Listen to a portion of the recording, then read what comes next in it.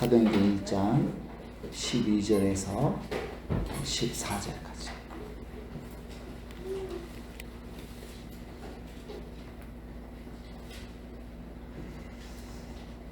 네, 우리 교독하겠습니다. 제자들이 감람원이라 하는 산으로부터 예루살렘에 돌아오니 이 산은 예루살렘에서 가까워 안식일에 가기 알맞은 길이라. 들어가 주를 유언한 가까이로 올라가니 베드로 요한 야고보 안드레와 빌립 도마와 바돌로메 마테와 및 알페오의 아들 야고보 셀로시 시몬 야고보의 아들 유다가 거기 있어. 다 같이요. 여자들과 예수의 어머니 마리아와 예수의 아우들과 더불어 마음을 같이하여 오로지 기도에 힘쓰더라. 아멘. 자, 오늘 말씀 제목은 하나님께서 쓰시는 사람이라고 하는 제목으로 말씀을 나누겠습니다. 우리 한번 따라서 하십시다. 하나님께서 쓰시는 사람. 하나님께서 쓰시는 사람. 네. 여러분, 하나님께 귀하게 쓰임받는 사람들이 성경에 보면 많이 나와요. 구약 성경에도 많이 나오고 신약 성경에도 많이 나오죠. 네, 하나님께 쓰임받은 사람들의 공통점이 있어요. 뭔지 아세요? 믿음 있잖아요. 믿음. 그렇죠. 또 하나님께 순종하고 이제 이런 게 있는데, 여러분, 저와 여러분이 잘 못 보는, 잘 미처 깨닫지 못하는 공통점이 있습니다. 그게 뭐냐면 하나님은 실패한 사람들을 쓰신다는 거죠. 하나님은 실패한 사람들을 쓰세요. 우리 지난주에 그 모세 우리가 나눴잖아요. 모세가 40살에 민족을 구원하겠다고 나서가지고 살인까지 저지를 만큼 그렇게 열정적으로 민족을 구원하고자 하는 마음이 있었지만 결국 실패하잖아요. 그래서 권세도, 권력도 잃고 또 터전도 잃고 재산도 잃고 완전히 노숙자가 되어버렸잖아요. 네, 그 노숙 생활을 40년을 했어요. 그런 실패한 모세를 하나님이 쓰시더라는 거죠. 하나님은 어떤 사람을 쓰시나고요? 실패한 사람을 쓰세요. 자, 오늘 본문에 보면 예수님께서 하늘로 부활하신 다음에 하늘로 승천하시고 예수님을 따르던 제자들이 마가의 다락방에 모여있는 모습을 소개를 하고 있어요.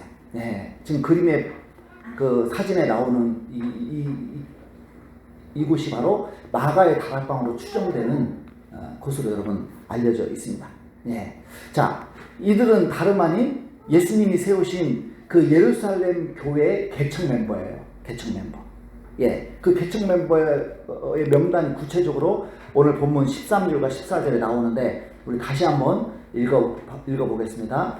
들어가 그들이 유하는 다락방으로 올라가니 베드로, 요한, 야고보, 안드레와 빌립, 도마와 바돌로메, 마테와 및 알페오의 아들 야고보, 셀로신 시몬, 야고보의 아들 유다가 다 거기에 있어. 여자들과 예수의 어머니 마리아와 예수의 아우들과 더불어 마음을 같이하여 오로지 기도에 힘쓰더라. 자, 여기 보면 11 제자의 이름이 나오고, 그리고 여자들이 나오고, 예수의 어머니 마리아, 예수의 아우들까지 다 예수님의 교회 개척에 동참을 한 사람들이 다 합쳐서 한 120명 정도 되었다라고 말씀을 하고 있죠. 개척 멤버 치고 많아요, 적어요? 많아요. 저는 우리 식구끼리 했으니까 120명이면 많은 거죠. 예. 그러나 숫자만 많았지 별 볼 일 없는 사람들. 예. 그 당시 모인 사람들 대부분이 갈릴리 출신, 예, 시골 출신, 돈 없어요. 백 없어요. 또 그 당시 사람 수로 세지도 않았던 이 여자들, 천대받는 여자들이 대다수였습니다. 그러나 무엇보다도 이 120명을 별 볼 일 없게 만들었던 이유가 뭐냐? 그들의 과거 이적 때문이죠. 그들이 어떤 이적을 가지고 있느냐? 그들은 모두 실패자들이에요. 여러분, 베드로 한번 보세요. 예수님 3번이나 부인했잖아요. 실패한 사람이에요. 나머지 제자들은 어땠나요? 용기 있게 예수님을 따랐나요? 아니잖아요. 다 예수님을 버리고 뿔뿔이 흩어진 그들은 실패자들이었어요. 여자들은 어떤가요? 요즘 개딸들처럼 그렇게 막 그렇게 용감하게 나섰나요? 아니죠. 그냥 예수님 멀리서 예수님 십자가에 못 박히신 거 그냥 바라만 보고 있었던 그런 겁쟁이들이었어요. 네. 자, 그런데 예수님은 이런 실패자들을 통해서 교회를 세우시고 세상을 구원하시더라는 거죠. 여러분, 구약시대 교회가 있었나요? 없었나요? 구약시대 교회가 있었죠. 바로 다윗이 세운 교회. 다윗이 교회를 세웠을 때 그곳에 모인 사람들은 어떤 사람들이었을까요? 자, 사무엘상 22장 2절 같이 읽겠습니다. 환난당한 모든 자와 빚진 모든 자와 마음이 원통한 자가 다 그에게로 모였고 그는 그들의 우두머리가 되었는데 그와 함께한 자가 400명 가량이었더라. 여러분, 어떤 사람들이 모였어요? 환난당한 자, 빚진 자, 마음이 원통한 자. 예, 세상의 기준으로 보면 인생 낙오자들. 저게 무슨 권력자가 있고 재력가가 있고 학식 있는 사람이 있습니까? 다 실패한 사람들. 인생의 그 경쟁에서 낙오된 그런 사람들만 다 모였다 이 말이죠. 이런 사람들을 통해서 구약의 교회가 세워진 거죠. 자, 이처럼 구약의 교회나 신약의 교회나 하나님은 누구를 통해서 일하세요? 실패자들을 통해서 일하시다. 실패자들. 여러분의 인생은 성공하셨습니까? 실패하셨습니까? 여러분이 주관적으로 내 인생을 돌아볼 때 여러분은 어떠신 것 같아요? 아, 내 인생 성공했어. 이렇게 자부하시니까 아니면 나는 실패자야. 그런 생각이 드십니까? 여러분이 인생이 실패의 연속이고 되는 일이 없다. 그리고 여러분 축하드려요. 왜냐? 여러분은 하나님께 쓰임받기에 합당한 사람들이 되신 거예요. 네. 여러분, 세상에서는 실패자들을 무시하지만 하나님 나라에서는 실패자가 대우받는 줄 믿습니다. 네. 하나님 나라에서는 실패자가 대우받아요. 왜냐? 실패자들에게는 성공자들에게 없는 가능성을 가지고 있다 말이죠. 네. 그 몇 년 전 모 국회의원이 부산일보에 한 기사를 실었는데 제가 참 그 기사에 아주 감동을 받았어요. 예. 이 국회의원은 국가정보원 출신인데 그 당시에 천안함 그 사건과 관련해서 사람들이 많이 비하 발언을 많이 했어요. 어떻게 근무를 섰기에 그렇게 공격을 받고 그 많은 군인들을 잃느냐 하면서 그 천안함 함장을 많이 비난을 사람들이 했습니다. 그때 이 국회의원이 그거에 대해서 반론하는 기사를 쓴 거예요. 예. 자, 제가 화면에 띄웠는데 한번 같이 읽어보겠습니다. 로마는 패장을 처벌하지 않았고 로마의 적수 카르타고는 패장을 십자가형에 처했다. 지중해를 제패했던 카르타고가 로마에 절멸된 것은 당연한 귀결이다. 예. 로마는 전쟁에서 패배한 그런 장수도 처벌 안 한다는. 근데 카르타고는 십자가형으로 죽였다는 거예요. 전쟁에서 실패한 장수를. 그러니까 지중해를 제패했던 카르타고가 로마에 절멸된 것은 당연한 귀결이다. 다시 말하면 실패자를 어떻게 다루느냐가 나라의 운명을 결정짓는 중요한 요인이 되었다는 거예요. 실패자를 어떻게 다루느냐. 네. 자, 또 읽어보겠습니다. 미국은 경계 실패로 진주만에서 일본에게 기습을 당해 수천 명의 사상자를 냈지만 책임자를 처벌하지 않았다. 메가더 장군도 필리핀에서 일방적으로 패하고 호주로 도망갔다. 예, 미국도 진주만에서 일본에게 기습을 당해서 수천 명의 사상자를 냈지만 그 장군을 처벌하지 않았다는 거예요. 심지어는 여러분 인천 상륙작전으로 유명한 메가더 장군도 한때는 실패자였다. 그렇게 얘기를 하는 것이죠. 자, 실패한 지휘관을 대하는 방식에서 자, 우리 그 다음 같이 읽어보겠습니다. 이에 반해 일본은 패전하는 족족 배를 가르거나 자살해 정전 즈음에는 유능한 지휘관이 거들났다. 지휘관을 대하는 방식에서 승패는 이미 결정난 것이다. 일본은 실패한 군 지휘관을 배를 갈랐대. 그리고 자살해. 지휘관을 대하는 방식에서, 실패자를 대하는 방식에서 승패는 이미 결정난 것이다. 여러분 참 와닿지 않습니까? 실패자를 어떻게 다루느냐 중요하다. 자, 계속 읽어보겠습니다. 1991년 이라크와의 전쟁에서 그 유명한 사막의 폭풍 장렬을 성공시킨 미국 장군들 중 다수는 월남전에서 매복등에 걸려 팔 다리를 잃은 군인들이었다. 미군은 매복에 걸려 부하를 잃은 책임보다 매복에 걸리고도 살아남은 경험을 더 중요하게 생각했고, 이 경험은 수많은 군인들의 목숨을 구했다. 이들이 전역되지 않고 장군까지 진급한 것이 놀랍다.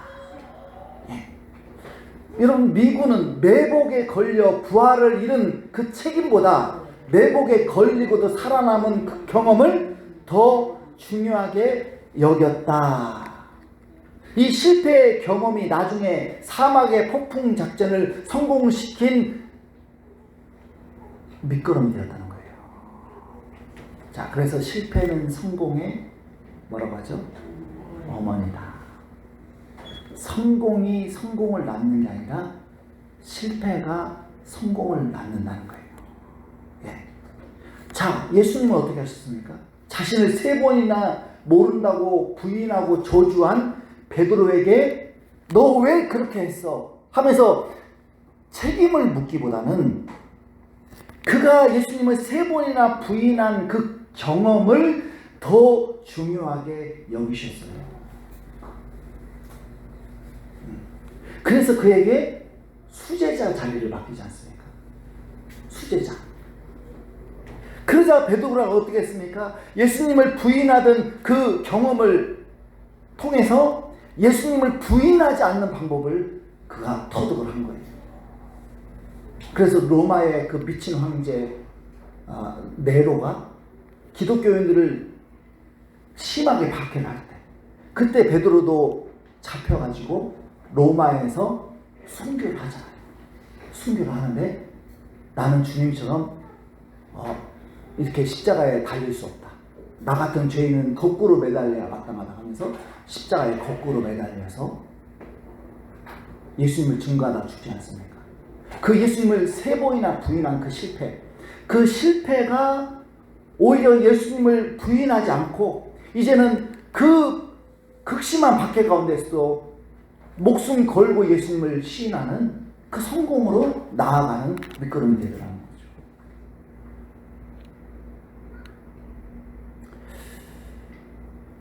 여러분, 자녀들이 실패를 많이 하잖아요. 실수를 많이 하잖아요. 그럴 때 내가 그럴 줄 알았다. 그러면서 여러분 몰아세우지 말고 몰아세우시면 안 돼요. 너 그럴 줄 알았어. 너는 되는 게 없어. 너 또 돈만 날리고 학원비만 날리고 너 되는 게 없잖아. 그러지 말고 실패한 자녀에게 너의 실패가 앞으로 더 큰 성공을 가져올 거야. 그렇게 자녀들에게 격려를 해주셔야 된다는 거예요. 또 여러분 자신에 대해서 이렇게 실패한 것에 대해서 여러분 너무 막 이 자신을 자책하시면 안 돼요. 제가 참 자책을 많이 하는 목사예요. 여러분 강단에서 제가 자책을 많이 하잖아요. 근데 제가 전도하면서도 이렇게 매일 전도를 나가잖아요. 전도하면서도 어느 때는 막 그 물티슈를 못 나눠줘요. 용기가 없어가지고. 예수 믿으세요 이렇게 못해. 그럼 막 자책을 하는 거예요. 너는 왜 그 모양이냐? 너는 왜 이렇게 물티슈 하나도 못 주냐? 왜 이렇게 전도를 못하냐? 하면서 막 자책을 하는 거예요. 그럼 자책을 되니까 전도가 나가기가 싫어지잖아요. 근데 어느새 하나님이 어느 순간 깨닫게 하시더라고요. 야, 너 전도지 안 나눠주는 거 이거 실패 아니야. 너 어떤 사람에게는 부담스러워서 안 나눠줄 수 있어. 그래, 괜찮아. 그것 때문에 자책하지 마. 죄책감 갖지 마. 또 다른 사람에게 나눠주면 되잖아. 너 오늘 전도 못 나갔어? 그것 때문에 자책하지 마. 내일 나가면 되잖아. 너 그게 네 인생의 실패가 아니야. 다시 하면 되는 거야. 그래서 지금은 전도지를 제가 뭐 예를 들어서 좀 청년들은 참 전도하기 어려워요. 청년들 전도 주잖아요. 얼마나 찬바람이 부는지 쳐도 안 받아요. 물티슈 안 받아요. 그냥 팍 지나가요. 그 좀 상처가 돼요. 그렇지만 내가 청년들에게 전도지를 못 나눠줬다고 해서 그게 실패가 아니라는 거예요. 또 다른 사람 나눠주면 되지. 그 다음 사람 나눠주면 되지. 어른들 나눠주면 되지. 받는 사람 나눠주면 되지. 왜 못 받는 사람, 안 받는 사람, 내가 못 나눠준 사람 때문에, 그것 때문에 내가 자책하고, 왜 내 인생 실패했다라고 그렇게 죄책감을 가지고 의기소침해 있고, 왜 그러냐 이 말이죠. 야, 하나님은 그러시더라고. 하나님은. 너 실패한 거? 정말 실패는 뭐냐? 완전히 포기하는 게 실패예요. 완전히 포기하는. 그래서 여러분도 여러분 자신에 대해서 내가 못한 것에 대해서 내가 실패한 것에 대해서 너무 자책하지 마세요. 또 하면 돼. 또 하면. 할렐루야. 또 하면 돼요. 돈 못 벌었어요? 벌면 되지. 그렇죠? 직장 못 구했어요? 또 구하면 되지. 자식들 자녀 교육 잘못했어요? 앞으로 잘하면 되지. 그렇죠? 성적 우리 중고등부 떨어졌어요? 다음에 잘 보면 되지. 그거에 우리가 묶일 필요가 없다 이 말이죠. 그래서 여러분, 우리는 실패한 자신과 실패한 타인을 너무 몰아붙이지 말고, 네가 책임져 너무 몰아붙이지 말고 다시 기회를 줘야 한다는 거예요. 우리 예수님 그러시죠. 가감없이 기회를 주시죠. 할렐루야. 네. 자, 하나님께서 실패한 사람들만 쓰시는 중요한 이유가 있어요. 실패한 사람들은요, 자기를 주장하지 않아요. 자기를 주장하지 않아요. 자, 예수님께서 제자들에게 이런 말씀을, 이런 명령을 하셨어요. 마태복음 16장 24절 같이 읽겠습니다. 이에 예수께서 제자들에게 이르시되 누구든지 나를 따라오려거든 자기를 부인하고 자기 십자가를 지고 나를 따를 것입니다. 자, 예수님을 따라오려거든 뭘 하라? 자기를 부인하라. 나 자신을 부인해라. 다시 말하면 나를 주장하지 말라는 거예요. 내 고집, 내 경험, 내 생각, 내 지식을 앞세우지 말라는 거예요. 그리고 예수님 주장대로, 예수님 뜻대로 살라는 것이죠. 자, 사도행전 1장 4절에 보면 예수님께서 사도들 하늘로 승천하시기 전에 사도들에게 명령하신 한 가지가 있어요. 자, 같이 읽겠습니다. 사도와 함께 모이사 그들에게 분부하여 이르시되 예루살렘을 떠나지 말고 내게서 들은 바 아버지께서 약속하신 것을 기다리라. 너희들 예루살렘 밖으로 나가지 마. 여기 있어. 그리고 내가 너희에게 약속한 선물을 받을 때까지 여기서 기다려 주고자. 근데 언제 그 선물이 며칠날 도착할 거라고 시간 날짜 없어요. 그냥 받을 때까지 언제가 될지 모르지만 무조건 기다리라고 하는 거예요. 근데 여러분, 예수님의 명령을 받은 많은 사람들이 예수님의 명령을 어기고 예루살렘을 떠났어요. 이 명령을 받은 사람들이 고린도전서 15장에 보면 500여 명이 되었다고 합니다. 예. 그런데 끝까지 이 명령에 순종한 사람은 120명밖에 없었어요. 나머지 380명은 가버렸어요. 자, 그러면 남은 120명이 끝까지 남아서 순종할 수 있었던 이유가 뭘까요? 그들은 자기 주장이 없어요. 그 자기를 주장하지 않는, 내 마음대로 할 거야, 내 생각대로 할 거야, 이런 게 없다 이 말이에요. 이런 게 없어요. 고집이 없어요. 왜 이 사람들은 이런 고집, 이런 아집, 이런 자기 주장이 없었을까요? 큰 실패를 경험했단 말이죠. 여러분, 자기 주장하면 첫 번째로 떠오르는 인물이 있습니다. 누굴까요? 예수님의 수제자 베드로. 네. 베드로 여러분 성경 읽어보세요. 나설 때 못 나설 때 가리질 않아요. 예수님이 나 십자가에 못 박혀 죽을 거야 그러니까 베드로가 앞을 막으면서 주님 제가 지켜드리겠습니다. 누가 감히 예수님을 십자가에 못 박습니까? 그러고 나서는 사람 아니겠습니까?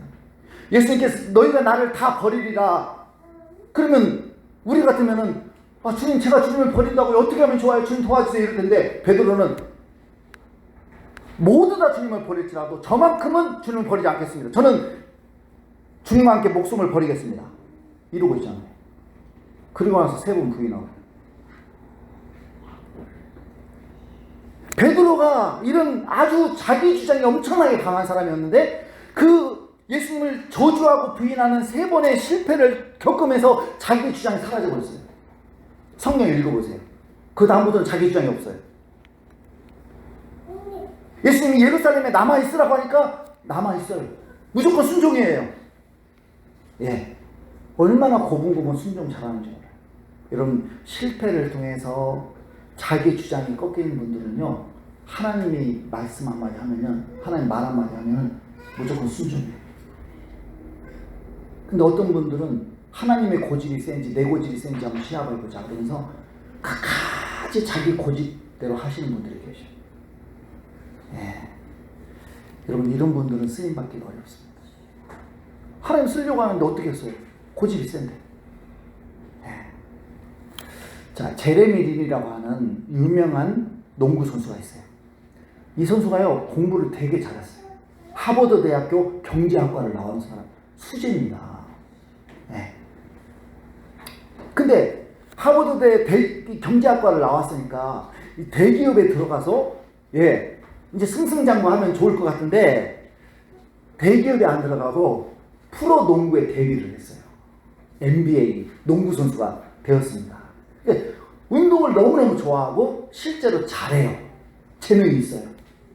그래서 공부를 그만두고 농구 선수가 되는 특별한 길을 걸었는데 이 제레미 린의 어머니는 대만 사람이에요.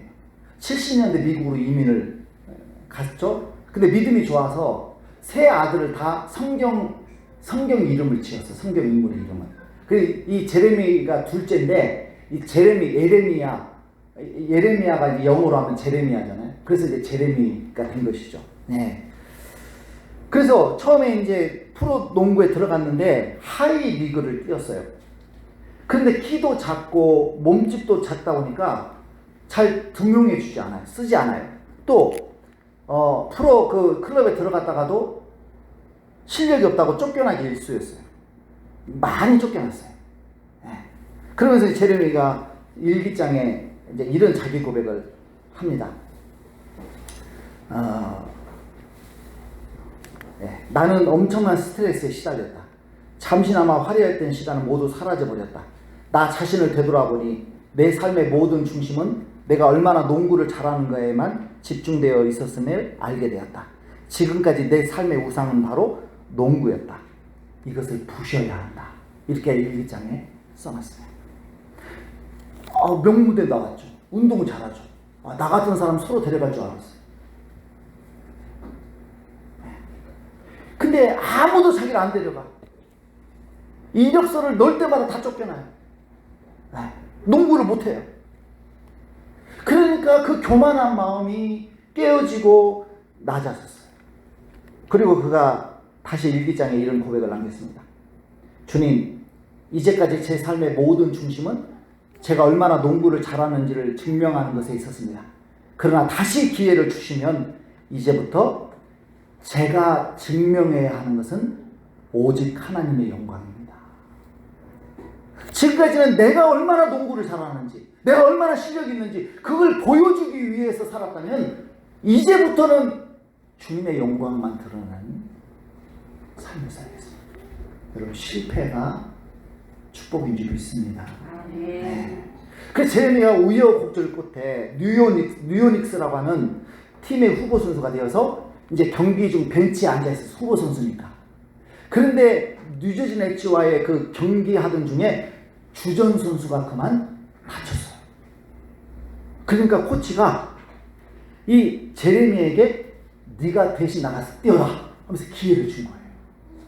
그러니까 이 제레미야이 처음으로 이제 프로 농구 나가서 이제 뛰는데 막 펄펄 날아다니는 거. 3점 슛도 쏘고 막 날아다니. 그래가지고 팀이 승리하는데 1등 공신이 되었어. 그러니까 이 코치가 다음 경기에서도 이 제레미를 대타로 또 내보냈어요. 다시 한번 테스트를 해본 거죠. 그랬더니 이번에도 또 실력 발휘를 해가지고 막 엄청나게 골을 넣고 다시 팀을 승리로 이끌었습니다. 그러자 코치가 이제부터 너는 주전으로 뛰어라. 그 다음 경기부터 주전 선수가 되어서 7번 연속 팀의 승리를 이끌었다는 거예요. 그가 나중에 언론과의 인터뷰에서 이런 고백을 했습니다. 자, 우리 앞에 보고 같이 한번 읽어볼까요? 저는 수많은 실패를 경험했습니다. 하지만 그것은 나 자신을 보게 하려는 하나님의 계획이었습니다. 하나님이 허락하신 수많은 실패의 상황 속에서 저는 제 힘으로 뭔가를 이루어 보려고 했던 제 모습을 깨달았습니다. 제가 지금 이 코트 위에 서 있는 것은 하나님께서 제게 다시 기회를 주셨기 때문입니다. 그래서 저는 이 모든 영광은 제 것이 아니라 하나님의 것이라고 분명히 말할 수 있습니다. 그 수많은 실패를 통해서 자기 주장, 자기 고집, 자기 교만이 다 꺾여버린 거예요. 주님, 이제는 주님이 도와주셔야 됩니다. 주님이 함께 해주셔야 됩니다. 주님만 의지하고. 그랬다는 거예요. 그래서 나중에 제레미 린이 MVP로 선정이 돼요. 근데 그가 뛸 때마다 팔에 손목에 거는 이 띠가 팔찌가 있습니다. 그 팔찌에는 In Jesus' name I play. 나는 예수님의 이름으로 경기합니다. 이 팔찌 손목에 차고 이렇게 매 경기를 뛰는. 나는 예수님의 이름으로 경기합니다. 그러니까 나는 제레미 린의 이름으로 경기합니다. 나는 제레미 린의 이름을 드러내기 위해서, 내가 얼마나 대단한 사람인지를 드러내기 위해서 나는 경기하는 게 아니라 예수님을 드러내기 위해서 경기합니다. 자기 주장이 아니라 예수님만 드러내는, 이게 바로 실패자들의 공통점이더라고요. 여러분, 우리가 성공한 사람, 형통한 사람이 되기 위해서는 내 주장과 고집이 꺾여야 할 줄 믿습니다. 고집이 세면 안 돼요, 여러분. 하나님 못 써요, 그런 사람. 쓸 수가 없어요. 내 마음대로 해버리는데. 어떤 개척교회 사모님이 이제 시부모님을 모시고 있는데 그 시어머니가 중풍에 걸렸습니다. 근데 얼마나 힘이 센지 밥통을 시어머니 머리에 던져가지고 머리가 깨져가지고 피가 났어요. 얼마나 열받겠어요. 중풍 시어머니 모시는 것도 힘든데. 이렇게 성격이 완고하니까. 그때 하나님이 내면에 말씀하시더라고요. 얘야, 시어머니를 안아주고 사랑한다라고 말해라. 여러분, 할 수 있겠습니까? 하나님 제정신이니까 소리치고 싶어요. 근데 나를 내려놓은, 자기 주장, 나를 내려놓고 미친 척 시어머니를 안아주면서 사랑한다는 고백을 했다는 거예요. 그랬더니 그때부터 그 시어머니의 완강한 태도가 달라지더라고요. 변화더라는 것이죠. 여러분, 우리가 하나님께 순종할 때 실패가 승리가 될 줄 믿습니다.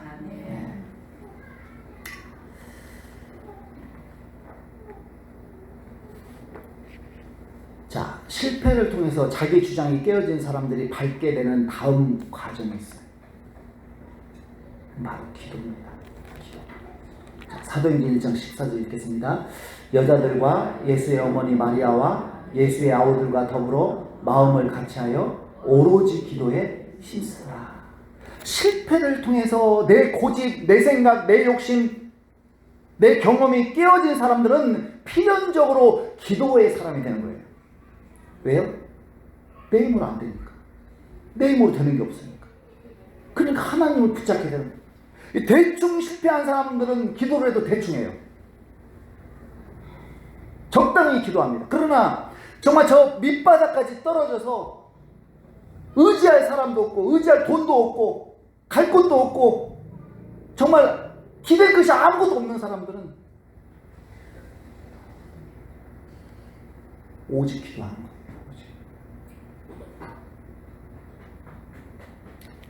근데 여러분, 우리가 오직 기도에 힘쓸 때 하나님께서 보내주시는 분이 계셔요. 누군지 아세요? 성령님 보내주셔요. 이재용 보내줄 줄 알았죠? 성령님 보내주셔요. 성령. 자, 그래서 이 오직 기도에 힘쓰는 이 초대교회 120명에게 하나님이 보내준, 자, 사도행전 2장 1절에서 4절까지 읽어보겠습니다. 오순절 날이 이미 이름에 그들이 다 같이 한 곳에 모였더니 호련히 하늘로부터 급하고 강한 바람 같은 소리가 있어 그들이 앉은 온 집에 가득하며 마치 불의 혀처럼 갈라지는 것들이 그들에게 보여 각 사람 위에 하나씩 임하여 있더니 그들이 다 성령의 충만함을 받고 성령이 말하게 하심을 따라 다른 언어들로 말하기를 시작하니라. 오직 기도에 힘쓰는 사람들에게 성령님을 보내시는, 예, 이 성령님이 누구냐? 바로 실패를 성공으로 만드시는 능력의 하나님이시다 이 말이에요. 너 건강에 실패해서 병들었느냐?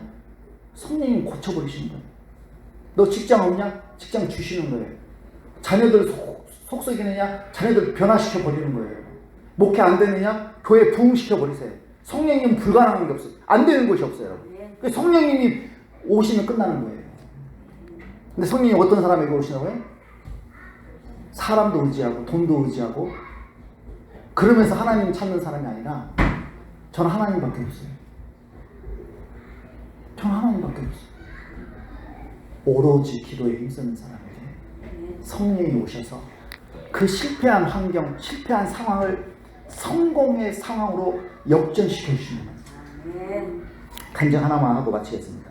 제가 전에도 한두 번 얘기를 드렸는데 이 대안학교를 운영하는 조재영 전사님의 간증인데 이분이 참 불우한 가정이에요.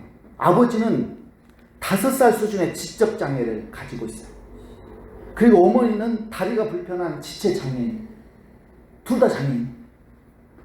초등학교 6학년 때부터 술, 담배를 배워서 방황했어요. 그러다 엄마가 먼저 예수를 믿고 엄마가 잔디밭에 앉아가지고 잔디가 마르도록 자녀들을 위해서 기도했다는 거예요. 그 어머니의 기도의 자리는 잔디가 안 자란다는, 잔디가. 그럼 생각해보세요, 여러분. 남편은 정신지체, 자기는 지체. 뭘 할 수 있겠어요? 기도밖에 할 게 없는. 근데 이 전사님이 군대에 가서 그만 다쳤어요. 그러니까 자살하려고 했어요. 근데 자살도 마음대로 안 되고 수술 받는 중에 환상을 봅니다. 자기가 예수님을 무지막지하게 때리는 환상이었어요. 그 환상을 통해서 자기가 그동안 살아온 삶이 얼마나 예수님을 핍박하고 예수님을 박해했던 삶이었는지를 깨닫고 그가 군대에서 회심을 하게 됩니다. 그리고 군대 졸업 후에 지방에서 대학을 다니는데 잠잘 곳이 없어요. 기숙사비가 없어요. 그래서 개척교회 본당 장의자에서 잠을 자고 낮에는 노가다를 뛰고 밤에 학교로 가는 거예요. 얼마나 참 비참한 삶입니까? 근데 여기가 잠자는 곳이잖아요. 그 새벽 기도를 안 할 수가 없어. 예배를 안 드릴 수가 없어. 그 밤마다 새벽마다 하나님께 도와달라고 부르짖어 기도하는 거예요. 기도밖에 할 것이 없어요. 그때 하나님께서 네 입을 넓게 열라. 내가 너를 세계적으로 쓰겠다. 응답을 하시더랍니다. 그래서 믿음으로 열방을 달라고 기도를 하고 그렇게 6개월이 지났을 때 갑자기 꿈을 꾸는데 꿈에 2-3명의 외국인이 나타나서 막 자기한테 영어로 말을 걸어오더래요. 대화를 막 자기한테 시키더라는 거예요. 근데 자기는 영어를 전혀 못하는 상태였는데 매일 꿈에 나타나서 외국인 2-3명이 나타나서 자기한테 영어를 가르쳐줬대요. 그러면서 영어를 배웠다는 거예요. 그리고 영어가 재밌어지고 또 재밌어지니까 현실에서도 또 영어를 공부하기 시작했대요. 그러기를 1년 반 만에 학교에서 대학에서 영어 시험을 봤는데 9,500명 중에 자기가 1등을 했다는 거예요. 9,500명 중. 나중에 여러분 그 서울의 시사 영어 학원이라고 아주 유명한 학원이잖아요. 그 스카웃이 됐어요. 억대 연봉자가 되었어요. 억대 연봉자. 그리고 그 번 돈으로 대안학교를 세우고 또 인도와 동남아시아 여러 지역을 다니면서 선교를 나가고 아주 선한 일들을 잘 감당합니다. 여러분 실패가 굉장히 영적으로는 유익인 거예요. 실패를 통해서 내 주장을 꺾여야 돼요. 내 생각, 내 고집, 내 지식 이런 게 다 꺾여야 돼요. 그리고 의지할 것들이 사라져야 돼요. 그러면 하나님만 바라보게 되고 하나님만 기도하게 되니까 하나님이 성령을 보내셔서 이 조재영 전사님처럼 막 지혜도 부어주시고 자기가 자기 노력으로 했으면 억대 연봉자 되겠어요. 지방대 출신이 영어도 못하는데 성령님이 도와주신다 되더라고요. 저와 여러분도 이렇게 되시기를 축원합니다.